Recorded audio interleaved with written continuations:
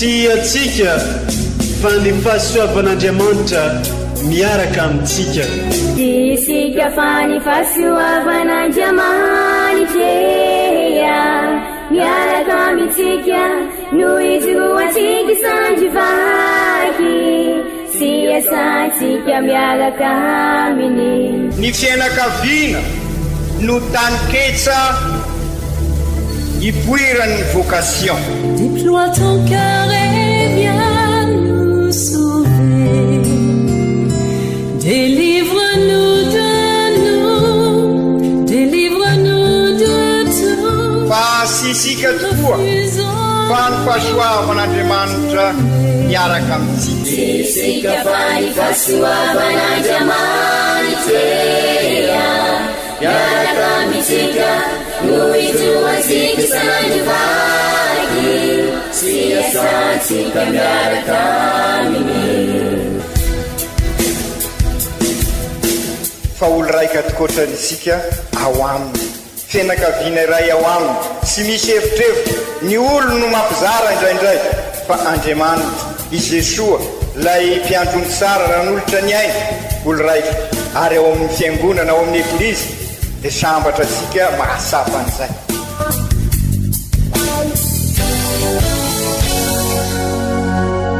Olo araiky atsika atambatry ny fanahy masina kamiray, olo araiky ao amin'ny Kristy. Fandaram-pampianarana iaranao amin'ny son excellence Monseigneur Benjamin Marc Caramarson eto amin'ny radio Fagnier.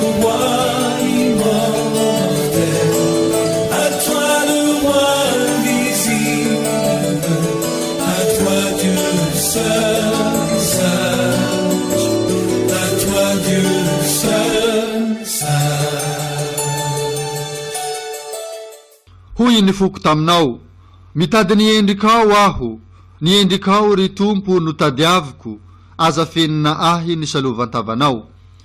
Mbola agnatin'ny hafaliagna trany ry mpiaino ajegny no entina miarabantsika jiaby, indrindra fa atsika, anao, anareo jiaby izay tratranay eo am-pagnarahagna an'izao onjam-peon'ny radio Fagniry izao. Alahady faharoa amin'ny kareny, ny lohahevitry nareo sy ny fiangonana, voaantso ho an'ny fanantenana isika. Ka ireo vakiteny nareo sy ny fiangonana no ndeha hitandrignesantsika amin'izao fotoagna zao eto amin'ny radio Fagniry ary ny fampianaran'ny archevêque-antsika dia tsy latsa-danja amin'izay ke ndeha hitandrignesantsika koa afaran'izay ny famakiagna ny tenin'Andriamanitra zegny. Vakiteny masina voalohany, boky Jenezy. Tamin'izany andro zany, Andriamanitra nanao tamin'ny Abrahama hoe miala amin'ny taninao sy amin'ny fianakavianao ary amin'ny tranondrainao mba ho any amin'ny tany asehoko anao. Izao ahatonga anao ho firenena lehibe sy hitsodrano anao ary ampanandaza ny anaranao. Ho tonga fahasoavana ianao, ny manasoa anao ho soaviko, ny manozona anao ho zoniko, ary aminao no ahasoavan'ny firenena rehetra ambonin'ny tany. Dia niainga i Abraham araka ny tenin'ny Tompo taminy, ary nandeha niaraka taminy koa i Lota. Izany ary ny tenin'ny Tompo, isaorana ny Andriamanitra. Telo afaliana ny foko raha nilazana hoe desika hoany antanony aveo etozary tompoa tapitrany dianar indro fatonga so eto ambaravaranaho Jerusalem eto ambaravaranaho Jerusalem fena falina ny foko raha nilazana hoe desika hoany antanony etozary tompoa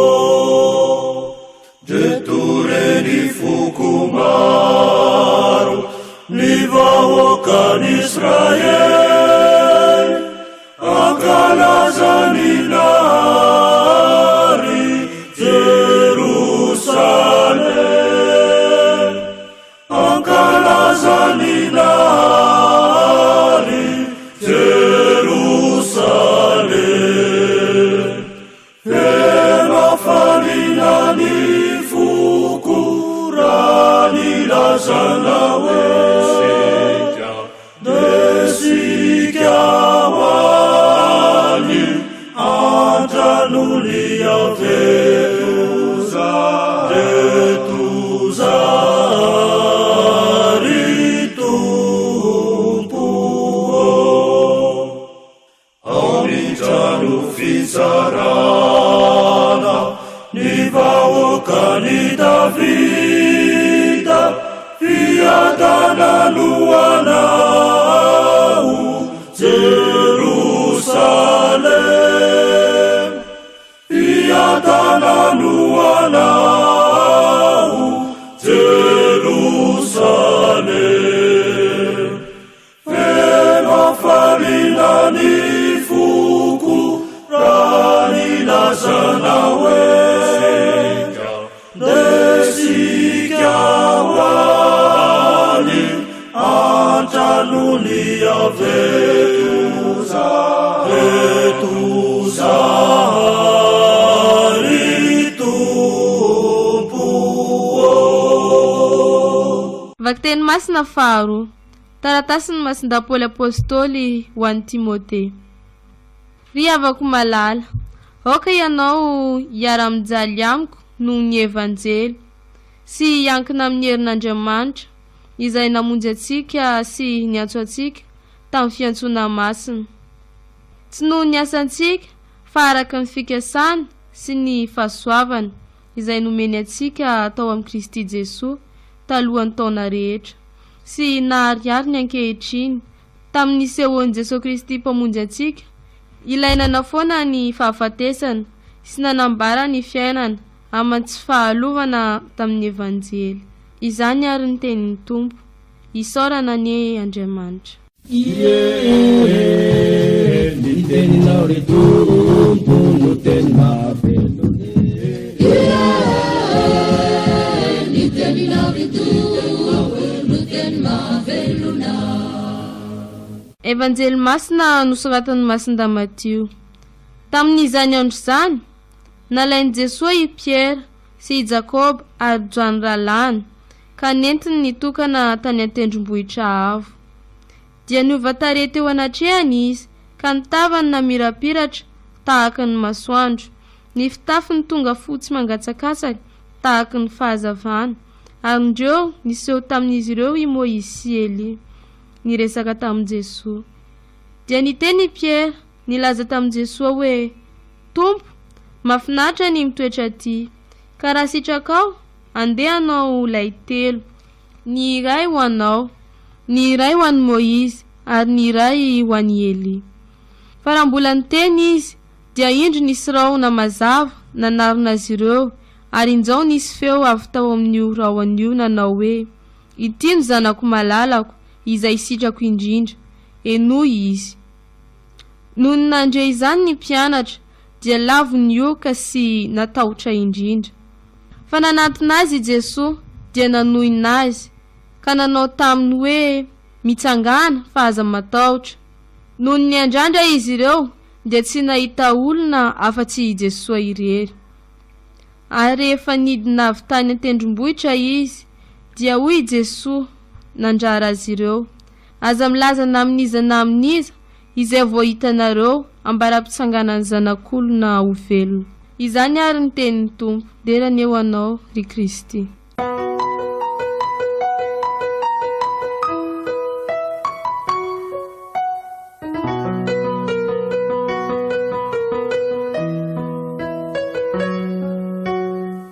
Ry kristianina havana, ny liturgie dia entin'ny eglizy ampianatra sika ivelona ny finoana, izay no hoe finoana ankalazaina ny liturgie. Ka amin'izao karemy izao dia sady dia mitondra sika mipaka Paka raha miara-maty amin'ny Kristy amin'ny fahotandrisika, zay zany ny ady atao amin'izao karemy izao dia hiaraka hisangana amin'ny Kristy. Zay ny dia ho any amin'ny Paka fisanganako velona. Ka ny liturgia ary dia natolotra ny Eglizy, ireo vakiteny indrindra dia anampy asika amin'izay ady sy dia zay.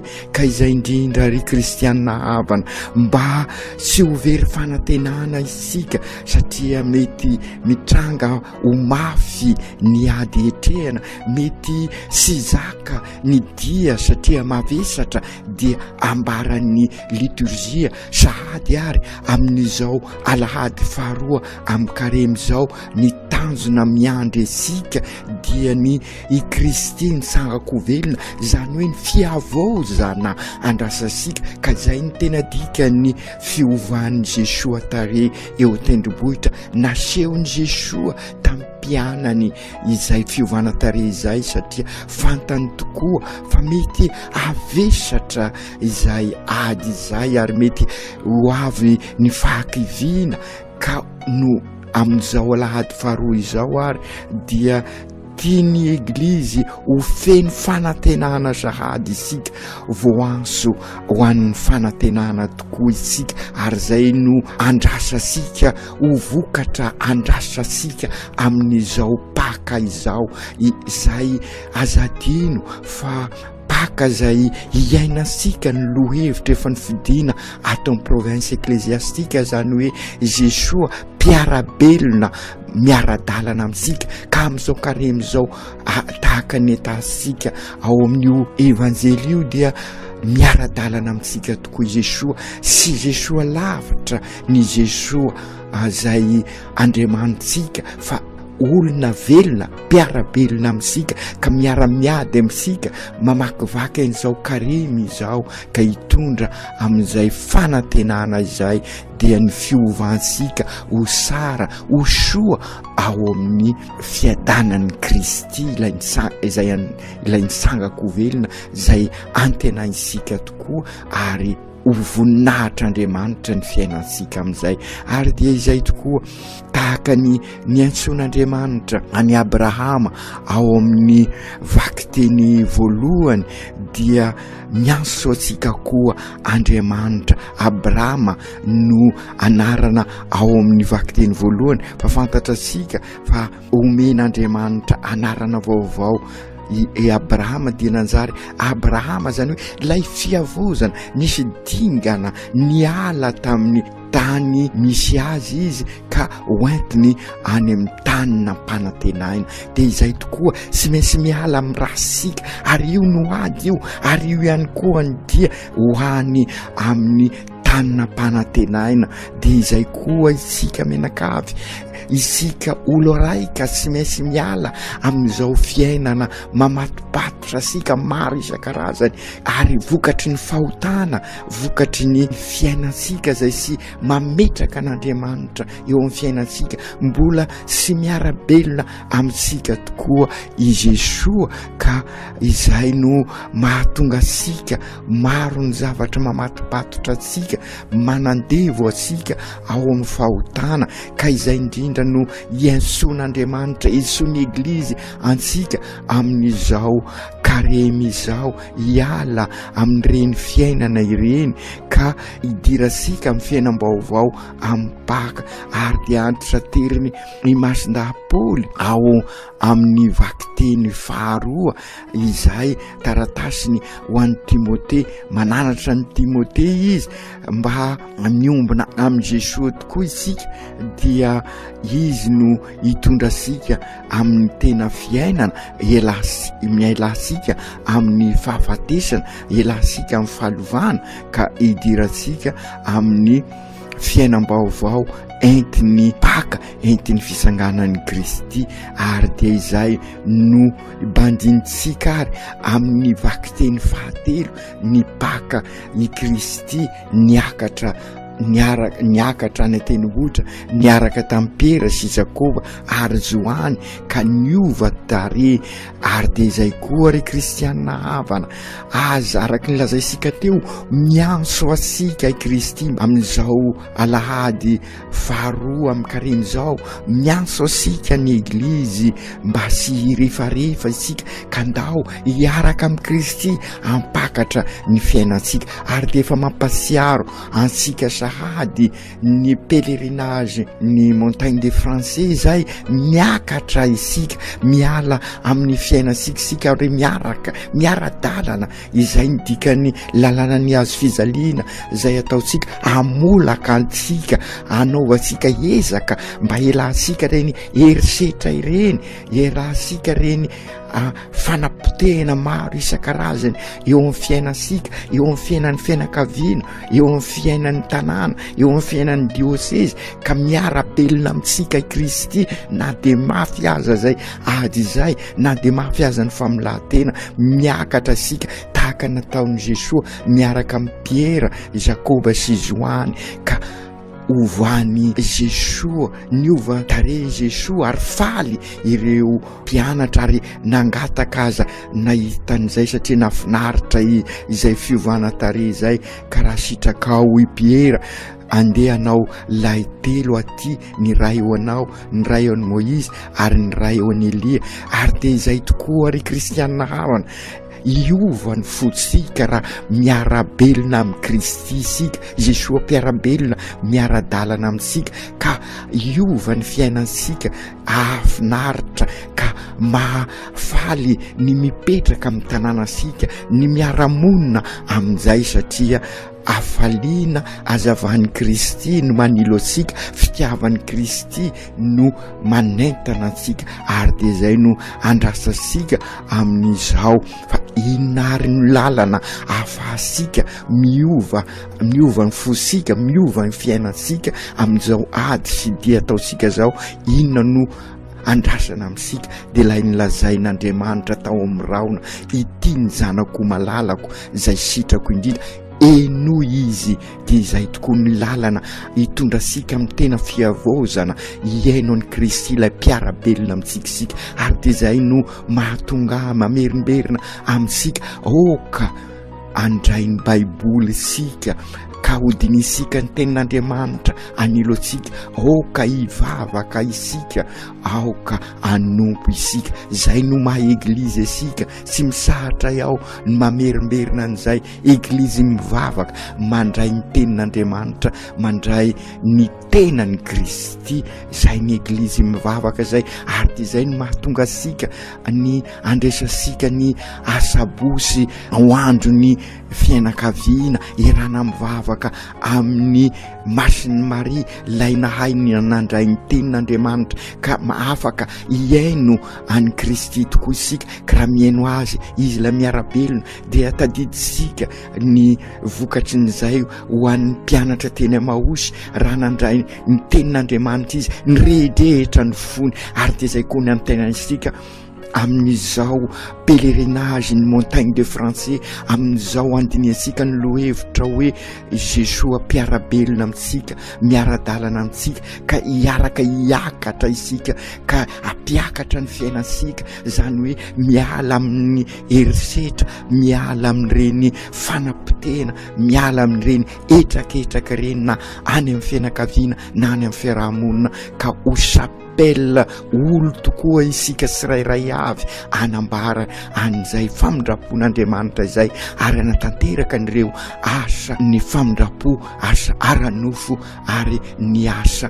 ara-panahy ary ampiasika amin'ny fanazana sy fikolokoloana ny tontolo iainana izay no hitondrasika amin'ilay fanantenana anambarasika teo ary zay no paka fandalovana ka hitondra fiavozana tokoa eo amin'ny fiainansika ry Jesoa tompo niovatare teo mason'ireo mpianatra ao ianao mba sy akivy azy ireo amin'ny ady sy ny dia makany amin'ny paka tsy maintsy mandalo amin'ny hazo fizaliana ka ampio ary zahay sy raviravitanana tsy atahotra fa atoky ny fahasoavanao ka rarotinay tokoa izao fiaonana izao iranay miakatra aminao ampiakatra ny fiainanay ka hiala amin'ireny fitiavatena hiala amin'ireny fialonana hiala amin'ireny avinavina reny izay mahatonga ny herisetra mahatonga n'ireny fanampitena maro isan-karazany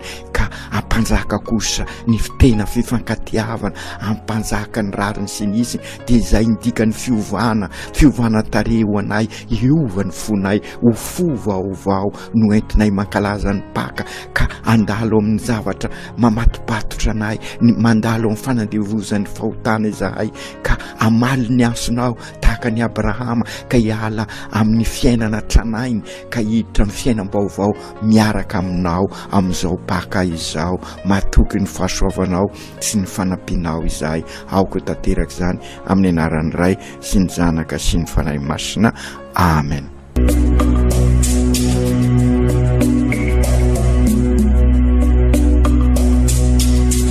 Tsy atsika fa ny fahasoavan'Andriamanitra miaraka amintsika. Isika fa ny fahasoavan'Andriamanitra miaraka amintsika noho izy roantsika sandrivaky sy asantsika miaraka aminy. Ny fianakaviana no taniketsa ipoiran'ny vocation. Déploie ton cœur et viens nous sauver. Délivre-nous de nous, délivre-nous de tout. Fa sisika tokoa fa ny fahasoavan'Andriamanitra miaraka amintsika. Sisika fa ny fahasoavan'Andriamanitra miaraka amintsika noho izy roantsika sandrivaky sy asantsika miaraka aminy.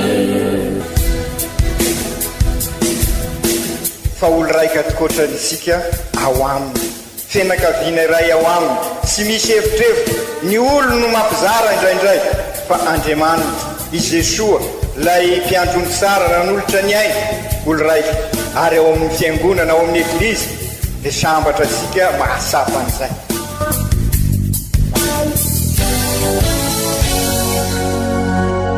Olo araiky atsika atambatry ny fanahy masina kamiray olo araiky ao amin'ny Kristy.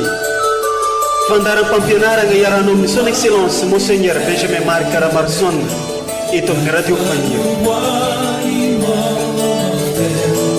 À toi le roi invisible, à toi Dieu seul sage, à toi Dieu